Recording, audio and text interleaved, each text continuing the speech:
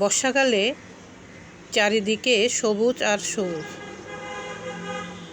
বৃষ্টির পানি পড়াতে গাছগুলো অনেকটা সতেজ হয়ে গেছে। দেখতে খুবই ভালো লাগছে।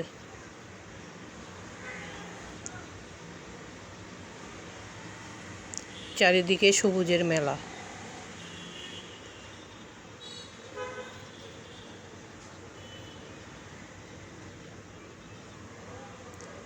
আর আমার বাগানে ড্রাগন ফলের ফুল এসেছে। তেমন একটা বেশি হয়নি, 3টে ফুলেই দেখা যাচ্ছে।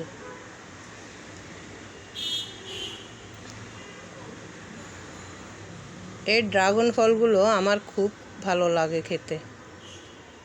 অনেকে কিন্তু পছন্দ করে না। আমার এখানে 2 জাতের ড্রাগন ফল আছে।